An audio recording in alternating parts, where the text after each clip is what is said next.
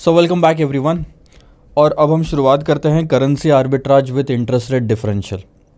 पहला क्वेश्चन है question number 35। Question के साथ साथ मैं आपको समझाऊंगा। आइए सर देखते हैं। ये देखो, पहला क्वेश्चन जानबूझ के हम सिंपल सा ले रहे हैं ताकि कॉन्सेप्ट पे ज़्यादा ध्यान दे सके और क्वेश्चन की पूरी तरह से मदद ले सकते हैं। अब स्पॉट रेट आपको दिया हुआ है इस क्वेश्चन में, देखिए 48.0123। ये क्या है? रुपीज़ पर डॉलर का रेट है। ठीक है, तो यहाँ पे एक चीज़ क्लियर है कि हमारी बेस करेंसी कौन सी है सर? वो है डॉलर। ठीक है, 180 डेज का आपको फॉरवर्ड रेट भी दिया हुआ है 48.8190। यहाँ पे भी हमारी बेस करेंसी क्या है? डॉलर। चलो बहुत बढ़िया। अब आप देख सकते हो एनुअलाइज्ड इंटरेस्ट रेट 6 महीने का आपको दिया है 12%। वो भी किस में? रुपी में। यानी कि ये इंडिया का हो गया, ये अमेरिका का हो गया 8%, बट ये है एनुअलाइज्ड। तो हमें चाहिए सिर्फ 6 महीने के लिए, क्योंकि ये कहानी सिर्फ 6 महीने की है।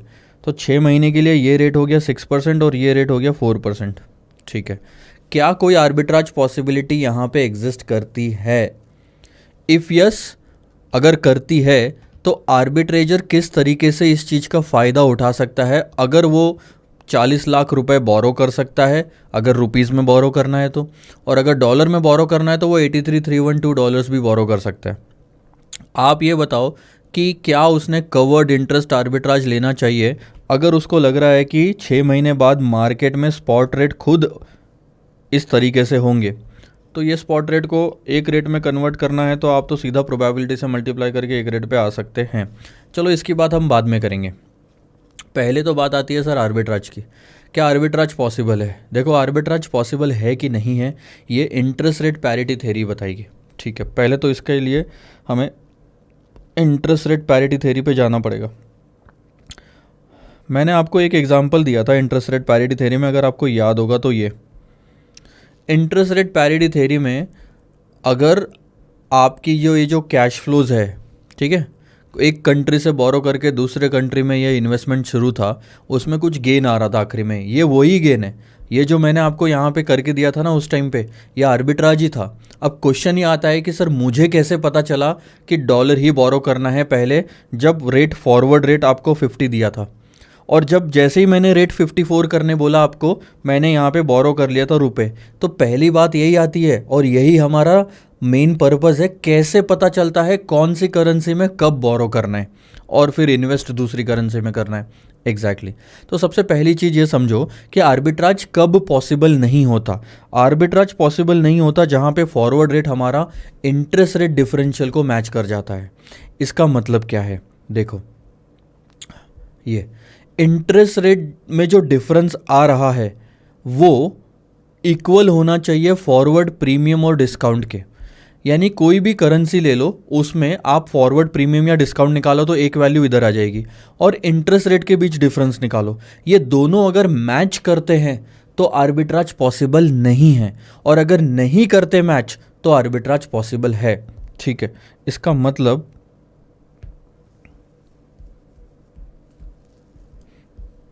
मैं उसी चीज़ को आगे बढ़ाऊंगा यहाँ से।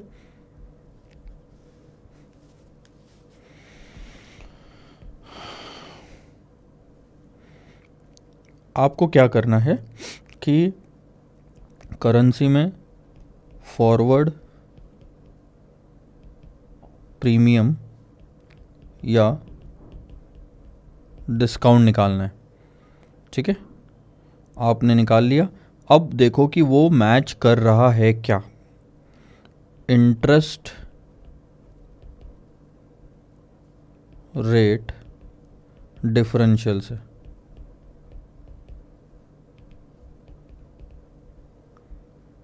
ठीक है, तो दो चीज़ होगी अब आपकी यहाँ पे, या तो वो मैच करेगा या तो वो मैच नहीं करेगा।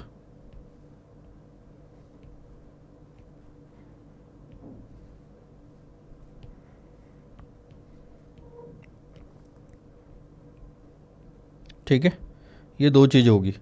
अगर वो मैच कर गया तो हम क्लियर क्लियर बोल देंगे नो आर्बिट्राज एग्जिस्ट। या arbitrage does not exist, arbitrage is not possible, ठीक है। पर अगर नहीं करा तो हम यहाँ बोल देंगे आर्बिट्राज इज़ पॉसिबल, ठीक है। अब अगर आर्बिट्राज पॉसिबल है तो करना क्या है ट्रांजैक्शन, ये है मुद्दा। तो हम इस क्वेश्चन में भी देख लेते हैं। सबसे पहले आप एक काम करो, इन दोनों के बीच में प्रीमियम निकाल लो। ये दिख रहा है ना, 0123 से रेट 8190 हो गया, यानी कि बेस करेंसी प्रीमियम पे है, रेट बढ़ा तो हम बेस करेंसी का फॉर्मूला इस्तेमाल करते हैं, forward minus spot by spot into 100। ये 6 महीने के लिए निकालेंगे, इसलिए 12/n नहीं कर रहा मैं इसमें। तो 48.8190 48.0123 डिवाइडेड बाय 48.0123 इंटू आप 100 कर देना, तो आपका प्रीमियम या डिस्काउंट, प्रीमियम है वो पता चल जाएगा।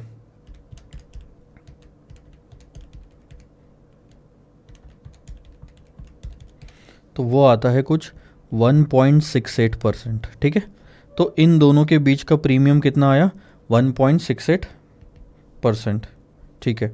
अब आप एक काम करो, इंटरेस्ट रेट में डिफरेंस निकाल लो, क्योंकि 6 महीने का है वो प्रीमियम डिस्काउंट, तो इंटरेस्ट रेट भी 6 महीने के ही लेने हैं। वो आता है सर आपका 6 - 4 2%। अब आप देखो क्या 1.68% 2% से मैच करता है, ऐसे निकालना है कि जो रेट्स है उनके बीच में जो प्रीमियम डिस्काउंट था क्या इंटरेस्ट रेट के डिफरेंस से मैच करता है। अगर करता है तो आर्बिट्राज पॉसिबल नहीं, और अगर नहीं करता है तो आर्बिट्राज पॉसिबल है, और इस केस में आर्बिट्राज पॉसिबल है। ये तो क्लियर हो गया। अब आती है बारी कि आर्बिट्राज में बोरो कौन सी करेंसी करना है और इन्वेस्ट कौन सी करेंसी करना है, ठीक है। इसके 2 तरीके से आप देख सकते हो आंसर्स को, आप पे डिपेंड करता है कि आप कौन सी करेंसी उठाना चाहते हैं। आप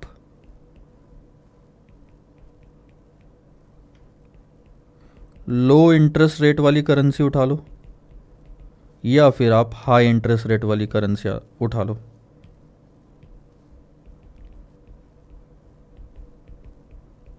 ठीक है, आप ये बताओ लो इंटरेस्ट रेट का फर्स्ट इंप्रेशन क्या पड़ता है। First impression sir, first impression तो यही पड़ता है कि भैया रेट अगर कम है तो बोरो कर लो। फर्स्ट इंप्रेशन तो बोरो का ही पड़ता है ना, कि कम रेट अगर मिल रहे हैं तो बोरो कर लो, ज़्यादा रेट है तो अगर इन्वेस्ट कर दो। मेरा भी आपको यही कहना है, अगर रेट कम है तो बोरो कर लो, रेट ज़्यादा है तो इन्वेस्ट कर लो। सर इतना ही आसान है तो ये सब करने की क्या ज़रूरत है।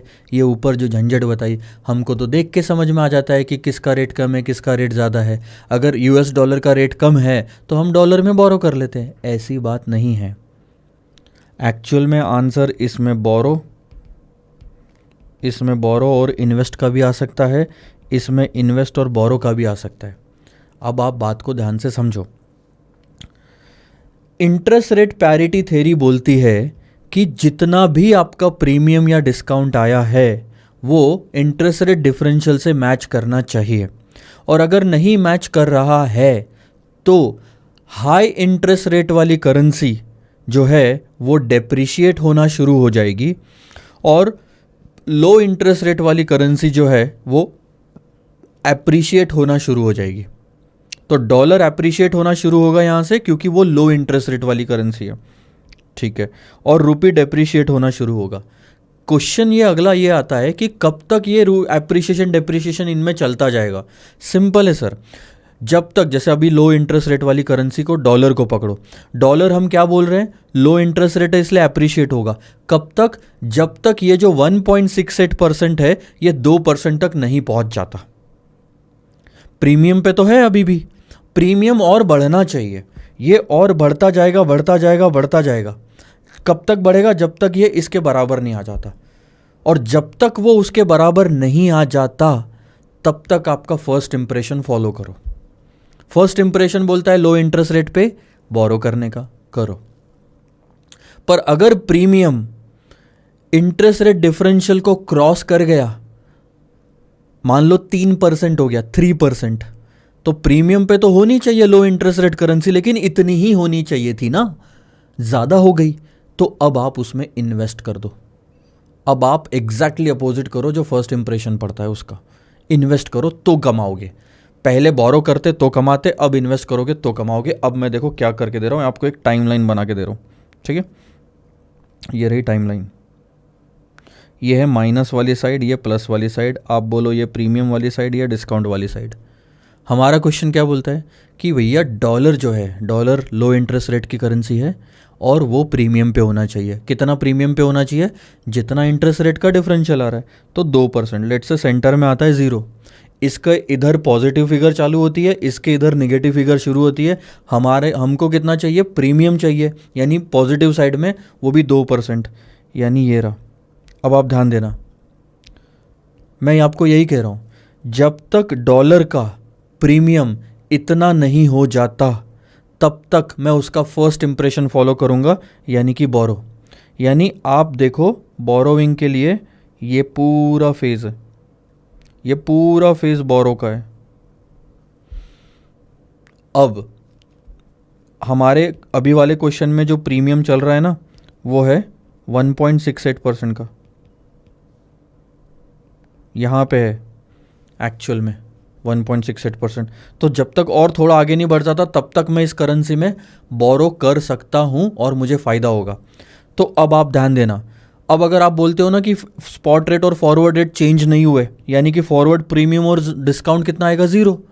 अगर स्पॉट रेट और फॉरवर्ड रेट चेंज होते ही नहीं है तो 0 आएगा, तो भी बोरो करो।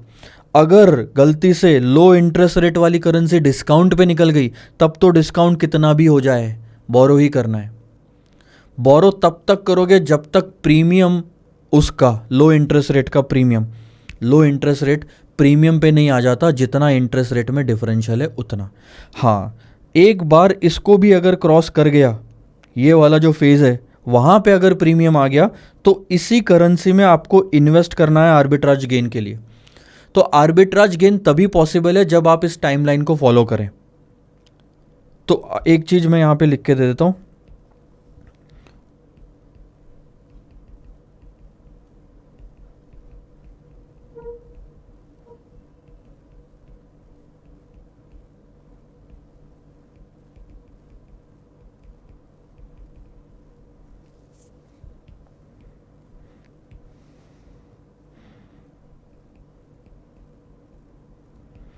borrow in low interest rate currency until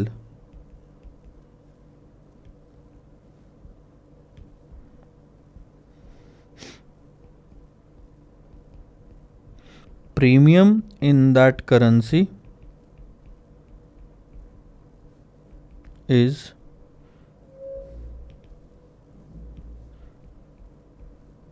equals बोलो या लेस देन बोलो,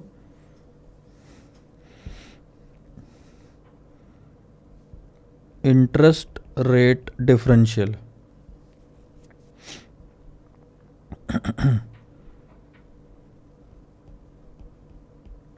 बियॉन्ड दिस, या फिर प्रॉपर अगर सेंटेंस में लिखना चाहे,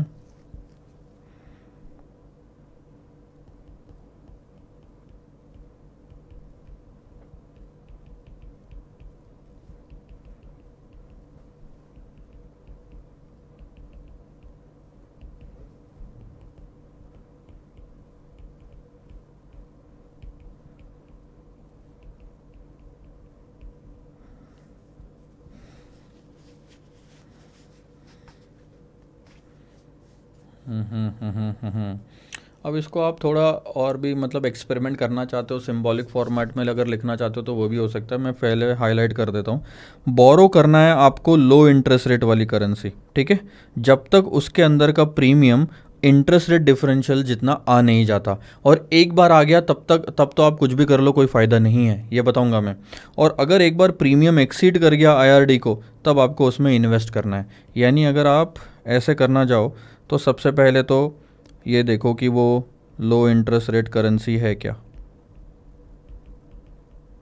अगर है तो आप इसमें बोरो करोगे, या फिर आप देख लो कि 3 चीज़ें बताता हूँ। पहली बात तो प्रीमियम पे होना चाहिए। सबसे पहले तो वो डिस्काउंट पे रही तो भी आप बोरो करोगे। डिस्काउंट आया, वो टाइमलाइन देखना क्या होता है, डिस्काउंट पे रही, ज़ीरो आया, ठीक है, और अगर आपका प्रीमियम पे आ गया, पर अगर premium less than interest rate differential है तो भी बोरो करोगे, और अगर premium equal to interest rate differential है तो यहाँ पे नो आर्बिट्राज की सिचुएशन आ जाएगी, और अगर premium is greater than interest rate differential है तो अब आप यहाँ पे इन्वेस्ट करोगे। देख रहे हो, आप इधर से आ रहे हो तो डिस्काउंट आएगा, डिस्काउंट ज़ीरो, और तब तक आप बोरो करोगे। फिर प्रीमियम है लेकिन इंटरेस्ट रेट डिफरेंशियल से कम है तो भी बोरो करोगे। फिर बराबर आया तो कोई आर्बिट्राज पॉसिबल नहीं, और उसको एक्सीड कर गया तो फिर आप इन्वेस्ट करोगे। इनफैक्ट मैं आपको ये सब तो छोड़ो, एक बहुत ही बेहतरीन सा फॉर्मेट दे ही देता हूँ जिससे आपकी कहानी सॉर्ट आउट हो जाएगी। ये देखो, ये पूरा चार्ट ऑलरेडी बनाया हुआ है।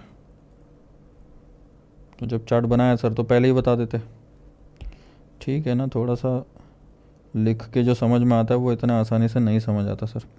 हाँ, तो देखो ये रहा, इंटरेस्ट रेट डिफरेंशियल अगर फॉरवर्ड प्रीमियम डिस्काउंट के बराबर में है तो आर्बिट्राज अपॉर्चुनिटी एग्जिस्ट नहीं करती, और अगर बराबर में नहीं है तो आर्बिट्राज अपॉर्चुनिटी एग्जिस्ट करती है। अब इसके बाद में आप आ जाओ इधर में, क्या है, बोरो करना है लो इंटरेस्ट रेट करेंसी में।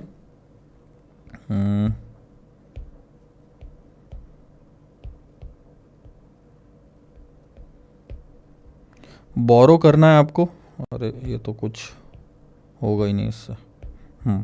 बोरो करना है लो इंटरेस्ट रेट करेंसी में जब तक उसके अंदर का प्रीमियम करेंसी प्रीमियम आईआरडी जितना नहीं आ जाता। देखो, तो ये है वो फेज़। अगर डिस्काउंट में है तो बात ही ख़त्म हो गई, क्योंकि ये तो प्रीमियम पे होना चाहिए था, डिस्काउंट अपोजिट है तो बोरो ही करेंगे। फिर डिस्काउंट कटा कटा कटा कटा कटा आगे आए, प्रीमियम पर इंटरेस्ट रेट डिफरेंशियल से कम है तो भी बोरो करेंगे। बराबर आया, अब जाके थोड़ा और बढ़ा तो बराबर आया, पर अब यहाँ पे आर्बिट्राज पॉसिबल नहीं है, और अब बढ़ गया तो इन्वेस्ट कर दो। ये है टाइमलाइन। सबसे बढ़िया तो टाइमलाइन से समझ में आता है, कुछ याद करने की ज़रूरत नहीं है, ठीक है। ये देख लो, आपका लो इंटरेस्ट रेट करेंसी है तो प्रीमियम के साइड होनी चाहिए। लो इंटरेस्ट रेट करेंसी है तो प्रीमियम के साइड होनी चाहिए, पहला रूल। और वो कितना होना चाहिए, इतना होना चाहिए जितना इंटरेस्ट रेट में डिफरेंस है। तो इसके इधर जितना भी रहेगा, भले ही अब वो डिस्काउंट में भी रहे या प्रीमियम में भी है लेकिन इंटरेस्ट रेट डिफरेंशियल से कम है, जैसे कि अभी वाले केस में यहाँ पे 1.68, ये 1.68, अगर यहाँ पे है तो भी ग्रीन लाइन में आ रहा है, यानी कि हम बोरो करेंगे इस करेंसी में। और जब एक बार उसके बराबर आ गया इंटरेस्ट रेट डिफरेंशियल के तो कोई आर्बिट्राज पॉसिबल नहीं, और उसको अगर क्रॉस कर गया तो हम उसे इन्वेस्टमेंट करेंगे। सिंपल सी बात है, क्योंकि थ्योरी क्या बोलती है, लो interest rate currency should be at a premium equal to interest rate differential. तो जब तक वहां नहीं पहुंच जाते तब तक फर्स्ट इंप्रेशन फॉलो करेंगे, उसके बाद एग्जैक्ट अपोजिट। अब हाई इंटरेस्ट रेट करेंसी में आ जाओ, हम क्या बोलते हैं, high interest rate currency depreciate होनी चाहिए। तो कहानी वापस वही है, जब तक high interest rate currency discount पे नहीं आ जाती, अब डिस्काउंट इधर आता है टाइमलाइन पे, तो जब तक high interest rate currency discount पे नहीं आ जाती, जितना इंटरेस्ट रेट डिफरेंशियल है उतना, तब तक हम उसमें फर्स्ट इंप्रेशन फॉलो करेंगे, यानी कि इन्वेस्टमेंट, और उसके इधर बोरो। ध्यान देना टाइमलाइन पे, क्योंकि ये हाई इंटरेस्ट रेट करेंसी है तो डिस्काउंट के साइड में आनी चाहिए, डिस्काउंट। और मान लो अगर वो डिस्काउंट 2% होना चाहिए, और अभी है, अभी तो खैर प्रीमियम है 1.68%। अच्छा, डिस्काउंट हमने निकाला नहीं ना रुपीज़ में, चलो जाने दो। तो जब तक डिस्काउंट 2% तक नहीं पहुंच जाता तब तक आप उसमें फर्स्ट इंप्रेशन फॉलो कर सकते हैं। हाई इंटरेस्ट रेट का फर्स्ट इंप्रेशन क्या होता है sir, invest. High interest rate, कोई भी ज़्यादा रेट पे इन्वेस्ट ही करना चाहता है, पर अगर एक बार उसका डिस्काउंट इंटरेस्ट रेट डिफरेंशियल को भी क्रॉस कर गया तो हम उसमें बोरो करना शुरू कर देंगे। ये देखो हम बोरो करना शुरू कर देंगे। बस थोड़ा प्रैक्टिस के साथ साथ आपको आएगा। ये चीज़ आपको टेलीग्राम चैनल में भी मिल जाएगी। आप टेलीग्राम चैनल में जाके इंटरेस्ट रेट डिफरेंशियल एक बार सर्च करना, वहाँ पे आपको क्लियर दिख जाएगा ये वाला PDF, और या इमेज भी होगा तो इमेज दिख जाएगा। ठीक है सर, अब आते हैं हम इस वाले क्वेश्चन पे जो हम क्वेश्चन देख रहे थे। अब आप देखो यहाँ पे हम कोई भी एक रेट पकड़ लो, हाई रेट पकड़ लो, लो रेट पकड़ लो, दोनों से आंसर सेम आएगा। हम लो रेट पकड़ते हैं, लो इंटरेस्ट रेट है यानी कि डॉलर की बात कर रहे हैं हम। डॉलर प्रीमियम पे होना चाहिए, वो भी कितना, 2% जितना। और जब तक वो प्रीमियम इंटरेस्ट रेट डिफरेंशियल जितना नहीं पहुंच जाता तब तक हम फर्स्ट इंप्रेशन फॉलो करेंगे, जो कि लो रेट का आता है बोरो, और इस केस में आएगा बोरो क्योंकि 1.68% अभी भी 2% तक नहीं पहुंचा, तो हम करेंगे डॉलर को बोरो। अब आर्बिट्राज कैसे होएगा ध्यान देना, डॉलर को बोरो करेंगे तब आर्बिट्राज होगा। तो अब आप 8% पे 8% पे डॉलर को बोरो करके इंडिया लेके आओ। इंडिया लेके आओगे, उस डॉलर को बेच दो, बेच के रुपीज़ आ जाएंगे, रुपीज़ को 12% पे इन्वेस्ट कर दो, और साथ साथ में ये फॉरवर्ड रेट ले लो। आपको 6 महीने बाद रुपीज़ इन्वेस्ट में इंटरेस्ट के साथ वापस मिल जाएंगे। उस पैसे से आप डॉलर खरीद लो, और जो बोरो किया था वो रीपेमेंट कर दो, फिर भी कुछ डॉलर्स का प्रॉफिट आपके पास पड़ा रहेगा। ध्यान देना, ये देखो। ये तो खैर इन्होंने ये निकाला है, इंटरेस्ट रेट डिफरेंशियल हो रही है, ये तो हम भी निकाल सकते हैं। ये बोरो डॉलर, ठीक है, डॉलर को बोरो किया। अब लिखना कैसे है ये भी बताता हूँ मैं ऐसे केस में।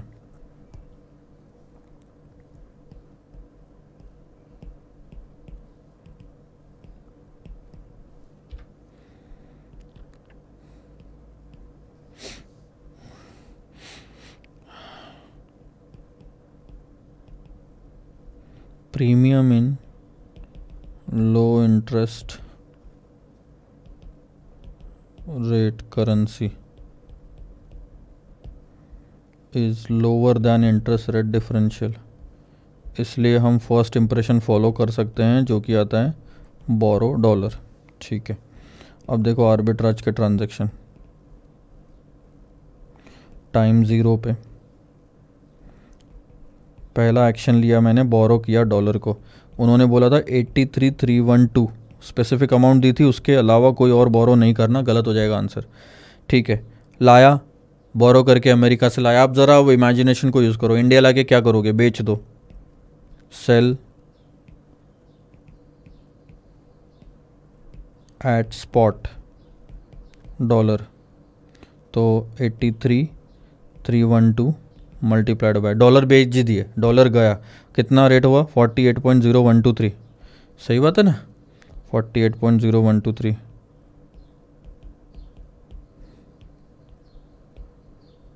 ठीक है, करो टोटल।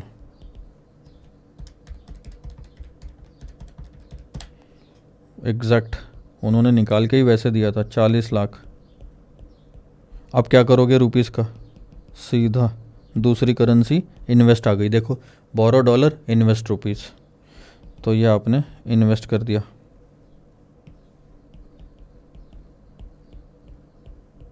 ये हो गया 0।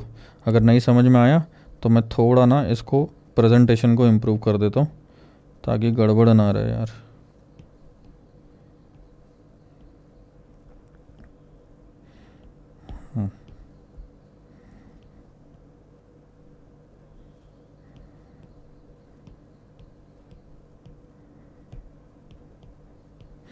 तो ये आया था, ये गया, आया गया सब दिखा देंगे, और उसके बदले में हमको 40 लैक्स मिले, और उसको हमने कर दिया इन्वेस्ट।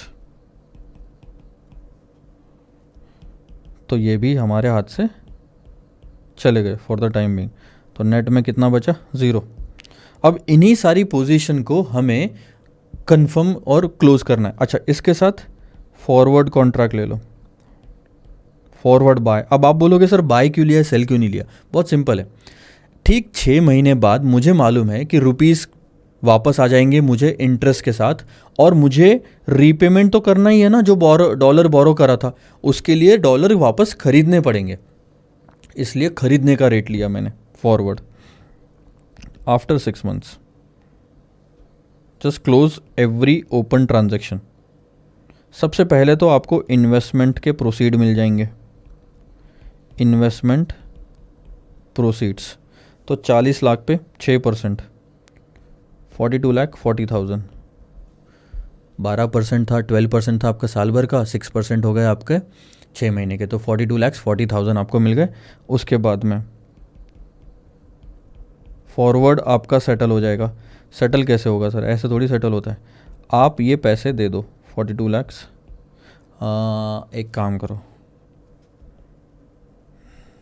फॉरवर्ड सेटल में आप यहाँ पे पहले तो कैलकुलेट कर लो कि रीपेमेंट कितना लग रहा है और उतने ही डॉलर खरीदो ना. ज़बरदस्ती सारे पैसे क्यों देने आपने? रीपेमेंट तो 83,312 डॉलर्स आपने बोरो किए थे 1.0 क्या रेट था 4 के रेट से, मतलब 8 के रेट से. तो मैं 1.04 से मल्टीप्लाई करूँगा. क्यों? क्योंकि 6 महीने तक के लिए 4% रेट बनता है. तो 83,312 मल्टीप्लाइड बाय 1.04 अगर आप करते हो तो आपके जो पैसे जाने हैं वो है सिर्फ 86,644. तो आपको ये पता था ज़ीरो टाइम पे कि इतना मेरा आउटफ्लो होगा. सॉरी, हाँ ये डॉलर है. तो ये आपका रीपेमेंट करना पड़ेगा आपको. इसके लिए आपको उतने डॉलर खरीदना भी तो पड़ेगा. कितना? 86,644. और आप ये खरीदोगे 86,644 मल्टीप्लाइड बाय जो भी फॉरवर्ड रेट आपके बीच में एग्री हुआ था 48.8190. ठीक है, तो 86,644 इंटू 48.8190, उसके लिए आपको पैसा कितना देना पड़ रहा है? 42,29,873. बस ख़त्म. देखना डॉलर डॉलर तो कैंसिल हो गया, एग्जैक्ट सेम अमाउंट है, पर रुपीज़ में फ़र्क आ रहा है आपके. वो आ रहा है तकरीबन 10,126 या 7 रुपीज़ का. ये हो गया आपका गेन. इसे कहते हैं सर आर्बिट्राज गेन. गेन ही आएगा. अगर गेन नहीं आया यानी आपने कहीं ना कहीं गलती करी है ये डिसाइड करने में कि कौन सी करेंसी बोरो या कौन सी करेंसी डिपॉजिट करनी चाहिए. अच्छा, एक चीज़ और समझो. आप इस ट्रांजैक्शन की तरफ ध्यान दो जो मैं मार्क कर रहा हूँ. ये क्या किया मैंने और क्यों किया? मैंने बोरो किया डॉलर और मैंने सेल कर दिया उसी दिन, और जो रुपीज़ आए मैंने इन्वेस्ट कर दिया. ठीक है, मुझे पता था कि 6 महीने बाद मुझे रीपेमेंट करना है डॉलर का, और मुझे उस दिन कितने डॉलर लगेंगे? जितना मैंने आज बोरो किया प्लस इंटरेस्ट, इतना मुझे डॉलर लगेगा. कितना? 86,644. जब मुझे ज़ीरो टाइम पे ही पता है कि मुझे 6 महीने बाद 86,644 डॉलर्स लगेंगे, यानी मैं बाय करने वाला हूँ, तो मैं उस दिन के रेट पे बाय करके बहुत बड़ा रिस्क ले रहा हूँ. उस दिन रेट कुछ भी हो सकता है, 50, 55, 56, और वो मुझे महंगा पड़ जाएगा. मेरा सारा आर्बिट्राज ख़राब हो जाएगा अगर सिर्फ डॉलर का रेट बढ़ गया तो. इसीलिए मैं क्या करता हूं, उस दिन जो डॉलर खरीदने वाला हूं उसको भी मैं आज ही कवर कर लेता हूं फॉरवर्ड बाय करके. मैंने क्या बोला? जो मैं उस दिन डॉलर खरीदने वाला था उसको भी मैंने आज ही कवर कर लिया. इसको बोलते हैं कवर्ड इंटरेस्ट आर्बिट्राज.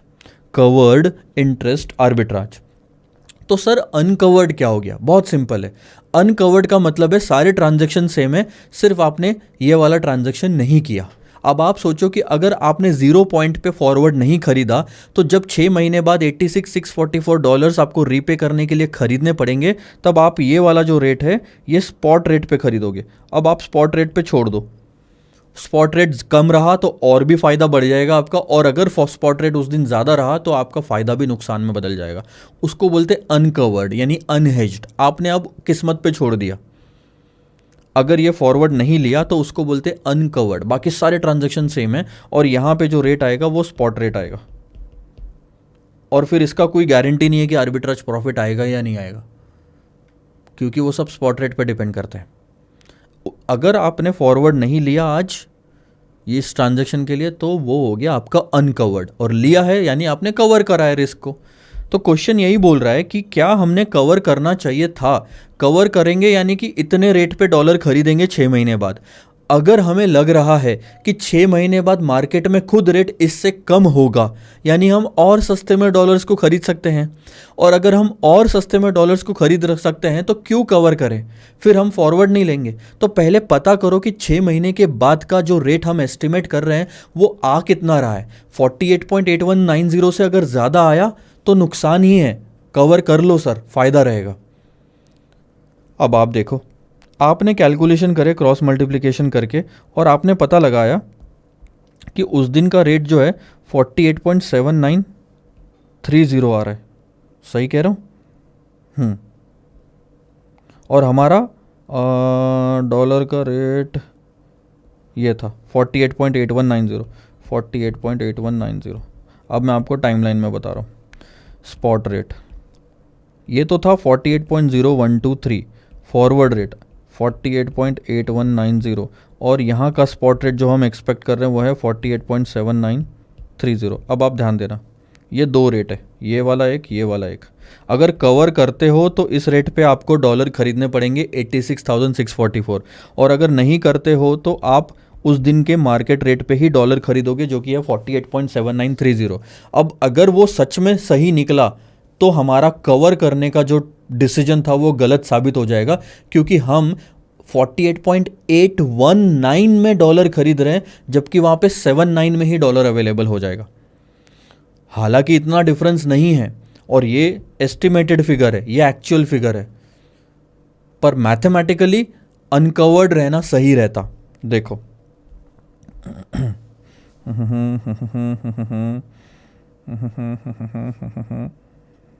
ये रहा, गेन कितना आता 12,356। मैं आपको दूसरा तरीका बताता हूँ। अगर आप कवर्ड नहीं रहते तो 6 महीने बाद डॉलर इस रेट पे खरीदते 48.7930। बस इसी क्वेश्चन में ये जो पार्ट है ना, इसको 48.7930 से रिप्लेस कर दो तो क्या आता है 48.7930। तो हमें 86,644 डॉलर खरीदने के लिए 48.7930 रुपीज़ ही देने पड़ते, जो कि और थोड़ा कम हो जाता है 42,27,621। तो अब आप इसमें और इसमें डिफरेंस निकालोगे तो आपका फ़ायदा आएगा 12,379। यानी कि आपने कवर्ड इंटरेस्ट आर्बिट्राज में सिर्फ 10,127 कमाया, लेकिन अगर अनकवर्ड रहते तो 12,379 कमाते। यहाँ पे कितना आ रहा है इनका, ठीक है, थोड़ा सा 10-15 रुपीज़ का फ़र्क आ रहा है राउंडिंग ऑफ का। तो डिसीजन क्या बोलता, अनकवर्ड रहो। पर मैं आपको अभी भी यही बोलूँगा कि बहुत कम 100-200 रुपये या 1-2 हज़ार रुपये के डिफरेंस के लिए ये बहुत रिस्की है, और ये ज़ीरो रिस्क के साथ है। अब आप बोलो, आपको आज से ठीक 6 महीने बाद में बिना किसी रिस्क के 10,000 का प्रॉफिट चाहिए या रिस्क के साथ 12,000 का चाहिए? I will still go with the zero risk, क्योंकि इतना ज़्यादा डिफरेंस नहीं है। हाँ, 10,000 का 20 हो रहा होता तो शायद मैं रिस्क लेने का सोचता भी। आ जाओ, आंसर क्या दिखाया देखो।